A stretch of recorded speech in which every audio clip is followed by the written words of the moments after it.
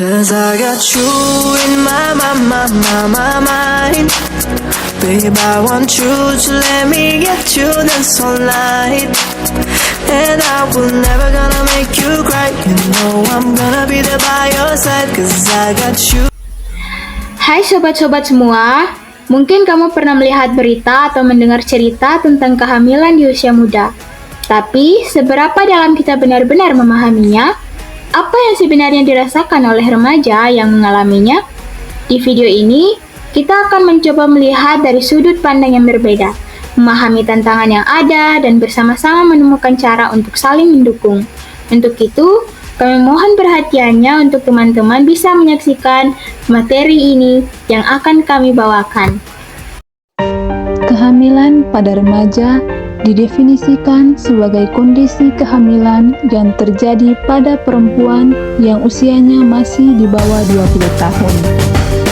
Kondisi ini seringkali terjadi di luar perencanaan dan dapat membawa serangkaian tantangan fisik, psikologis, dan sosial yang serius bagi bayi yang dikandung, keluarga, dan bahkan remaja itu sendiri. Kedua, kita akan membahas faktor penyebab dan tantangan. Kehamilan di usia muda bukanlah masalah tunggal, melainkan hasil dari interaksi berbagai faktor kompleks yang mempengaruhi hal tersebut. Yang pertama, dipengaruhi oleh faktor pendidikan dan pengetahuan. Adanya kurang pendidikan seksual yang komprehensif, yaitu banyak remaja tidak mendapatkan informasi yang akurat dan terbuka tentang anatomi tubuh, kesehatan reproduksi, cara kerja kontrasepsi, dan risiko hubungan seksual yang tidak aman. Selain faktor pendidikan dan pengetahuan, ada faktor pendukung lain, yaitu faktor sosial dan lingkungan, yang didapat dari adanya tekanan dari teman sebaya, tekanan untuk mengikuti tren atau coba-coba dari lingkungan pergaulan, dapat mendorong remaja untuk terjerumus dalam hal yang tidak diinginkan, sehingga dapat menyebabkan kehamilan di usia muda.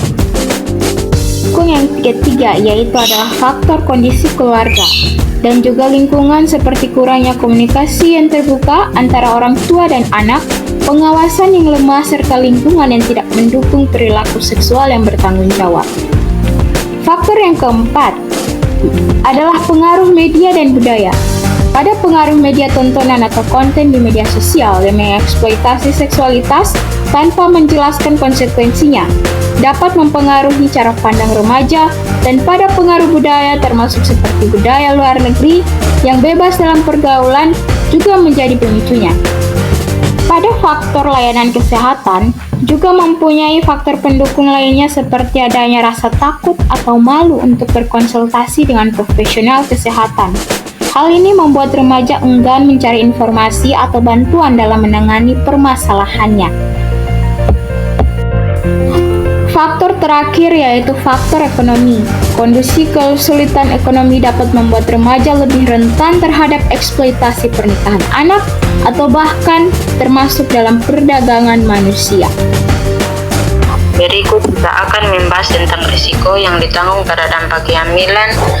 Pada remaja, kehamilan di usia remaja membawa dampak yang sangat besar, baik bagi ibu bayi maupun masa depan mereka.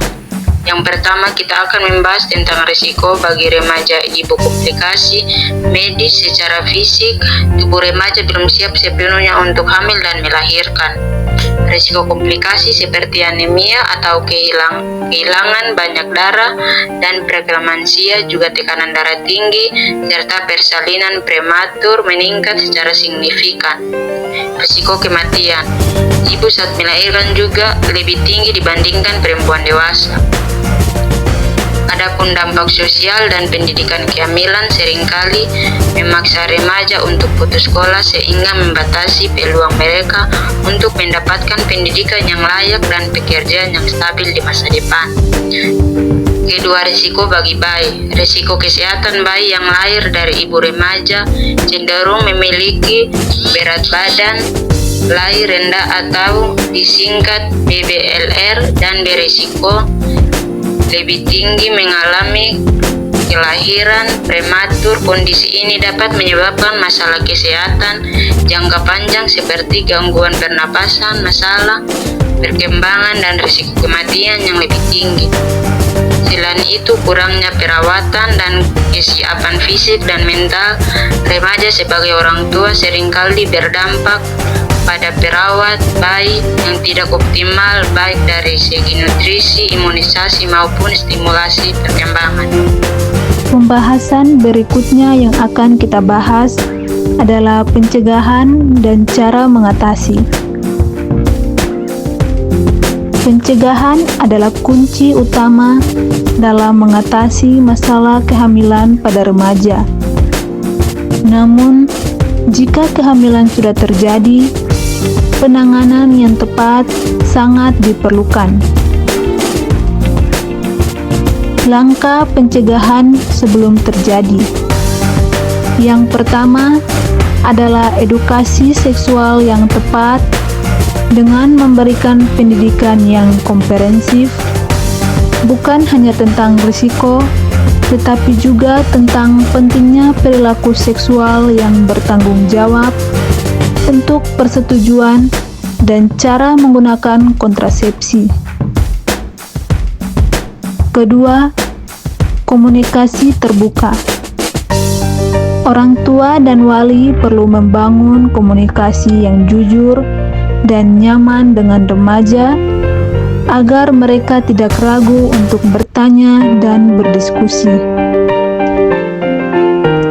Ketiga, akses ke layanan seperti pemerintah dan organisasi perlu memastikan akses yang mudah dan terjangkau. Pelayanan kesehatan reproduksi, konseling, kontrasepsi bagi remaja. Kemudian yang terakhir, penguatan diri remaja. Mengajarkan remaja keterampilan hidup seperti mengambil keputusan, menolak tekanan, dan membangun harga diri yang kuat. Langkah mengatasi yang kedua adalah jika sudah terjadi, maka yang pertama harus mencari bantuan profesional. Prioritaskan kesehatan dengan segera berkonsultasi ke bidan, dokter, atau layanan kesehatan terdekat untuk mendapatkan perawatan prenatal yang memadai dan dukungan emosional dan sosial. Ajak remaja untuk berbicara dengan orang tua, guru BK, atau psikolog untuk mendapatkan dukungan yang kuat. Berikutnya, pertimbangkan pilihan bersama dengan profesional dan keluarga. Diskusikan pilihan yang baik, seperti melanjutkan kehamilan dengan dukungan penuh, mencari keluarga yang bersedia mengadopsi, atau opsi lain yang legal dan aman. Kemudian yang terakhir adalah lanjutkan pendidikan. Jika memungkinkan, dorong remaja untuk tetap melanjutkan pendidikan melalui program sekolah terbuka atau paket C, agar masa depan mereka tetap terjaga. Yang berikut pembahasan. Yang berikut adalah peran keluarga dan lingkungan. Masalah kehamilan dan remaja bukanlah beban pribadi, melainkan tanggung jawab bersama keluarga, sekolah, komunitas, dan pemerintah harus berperan aktif. Yang pertama adalah keluarga. Sebagai keluarga menjadi sumber utama dukungan emosional dan juga finansial bagi para remaja. Kedua, dari pihak sekolah harus menyediakan program edukasi yang memadai dan layanan konseling. Ketiga, komunitas, lingkungan mengurangi stigma dan menciptakan lingkungan yang tidak menghakimi. Terakhir adalah pemerintahan membantu kebijakan yang mendukung kesehatan reproduksi remaja dan memberikan akses layanan yang adil. Dari materi yang baru saja kita bahas, kami menyimpulkan bahwa kehamilan pada remaja bukanlah masalah pribadi, melainkan masalah sosial yang memerlukan perhatian dari berbagai pihak, termasuk keluarga, sekolah, pemerintah, dan masyarakat. Dengan edukasi yang tepat dan dukungan yang kuat, kita dapat membantu remaja membuat keputusan yang lebih bijaksana dan membangun masa depan yang lebih baik. Ingat, masa lalumu tidak menentukan masa depanmu. Kamu adalah pribadi yang kuat, dan setiap langkah yang kamu ambil hari ini akan membangun hari esok yang lebih baik untukmu dan juga keluargamu.